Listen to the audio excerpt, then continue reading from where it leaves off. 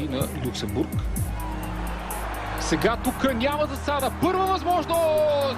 И добре, че там е Владо Стоянов. Каква само негова скандирания песник, което е прекрасно за нашите. Сега подаване към Марселиньо. Възможност Марселиньо в наказателното поле. Първия му финт започи Марселиньо. Удар на Марселиньо. Гол!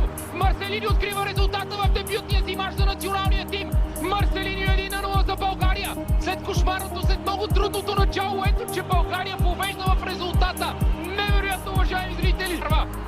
Вижте отново тази ситуация. Тук този първи филм е прекрасен. След това Марселиньо се подхлъзна на трудния терен. Пепе Лачи с комична проява в защита и Марселиньо дава аванс на България.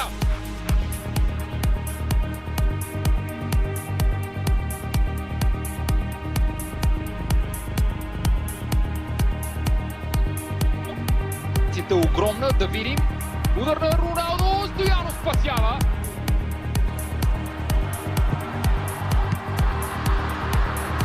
Удар сега. Загуби Михаил Александров. Роналдо, финта Роналдо и пак Владо Стоянов. Има засада. Марио. Игра добре тук Живко Миланов. Рафа Силва, удар на Рафа Силва и пак Владо Стоянов.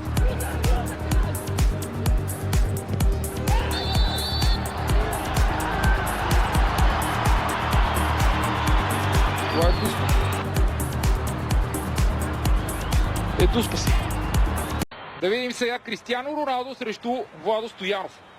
До тук нашия вратар напълно отчая капитана на домакините. Спаси една Дуспа и когато Лудогорец игра с Реал Мадрид. Другата Кристиано вкара, но да видим сега. Засилва се Кристиано. Владо Стоянов пак спасява Роналдо и той пропуска. Право на Владо Стоянов.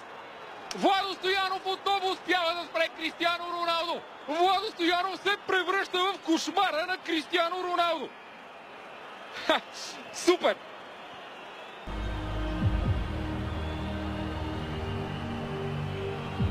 Сега някой ще каже, тази Дуспа трябва да бъде пребита, защото виждате, че наистина Владо Стоянов излезе 2-3 крачки напред.